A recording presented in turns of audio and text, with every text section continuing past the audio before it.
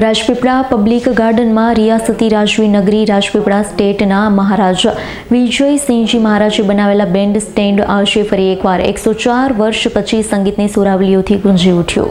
Intact chapter નર્મદાના convener અને world celebrity બનેલા યુવરાજ માનવેન્દ્રસિંહ ગોહિલ દ્વારા યુએસએનું સુરભી ઓનસોમ્બલ ગ્રુપ દ્વારા રાજપીપળા બેન્ડ સ્ટેન્ડ પર પરફોર્મ કર્યું હતું અને સમગ્ર ગાર્ડનને લાઇટિંગથી ડેકોરેશન કરી શણગારવામાં આવ્યું છે.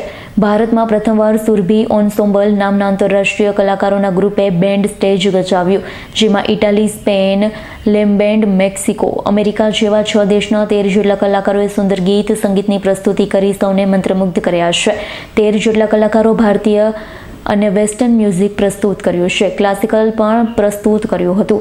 યુવરાજે જણાવ્યું છે કે સંગીત દ્વારા વિશ્વને એક મંચ પર લાવવાનો પ્રયાસ કર્યો છે. 1920માં રાજપીપળાના રાજવી વિજયસિંહ મહારાજા ગાર્ડનમાં બેન્ડ સ્ટેન્ડ બનાવેલું હેરિટેજ બિલ્ડિંગ તરીકે પ્રજાના મનોરંજન માટે સંગીતના કાર્યક્રમો થાય તે માટે રાજાએ જગ્યા આપી હતી. તેને ફરીથી ઉજાગર કરવાનો પ્રયત્ન નર્મદા ઇન્ટેક ચેપ્ટર દ્વારા થઈ રહ્યો છે.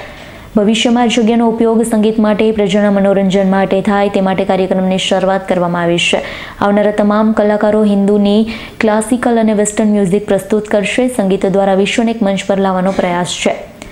ગાર્ડનમાં રાજપીપળાના મહારાજા વિજયસિંહજી દ્વારા બનાવેલ ખાસ બેન્ડ સ્ટેન્ડમાં તે જમાનામાં રાજવી બેન્ડ દ્વારા સંગીત સંધ્યાનું આયોજન થતું. માઇક્રોફોન વગર ગીત ગાય તો પડઘા પડે, જાણે માઇકમાં ગાતા હોય તેવા દર્શકોને સંભળાતું. બેન્ડ સ્ટેન્ડ સમય જતાં સરકાર હસ્તક આવતા સંગીત સુરાવલી બંધ થઈ માત્ર સ્ટેન્ડ બનીને રહી ગયું. આજે નગરપાલિકા તેની દેખરેખ રાખી રહી છે. 104 વર્ષ પહેલા 1920માં યુવરાજના પરદાદા મહારાજા વિજયસિંહ તરફથી આ બનાવવામાં આવ્યું છે. સંગીત સુરાવલી જામતી હતી. બેન્ડ સ્ટેન્ડ પ્રજા માટે પુનઃજીવિત કરવાનો પ્રયાસ કરાયો છે. અમેરિકાના સુરભી ઓનસોમ્બલ ગ્રુપ મ્યુઝિકલ બેન્ડના કલાકારોએ દેશમાં પ્રથમવાર મ્યુઝિકની રમઝટ બોલાવી છે. યુવરાજ માનવેન્દ્રસિંહ ગોહિલ કે જેઓ Indian National Trust for Art and Culture Heritage INTACH ચેપ્ટરના ચેરમેન છે. આ સંસ્થા દ્વારા આવા હેરિટેજ બિલ્ડિંગો સુરક્ષિત રાખવા જાગૃતિ અને અન્ય કાર્યક્રમો કરતા હોય. રાજપીપળાના વિનાયક રાવ ગાર્ડન ખાતે.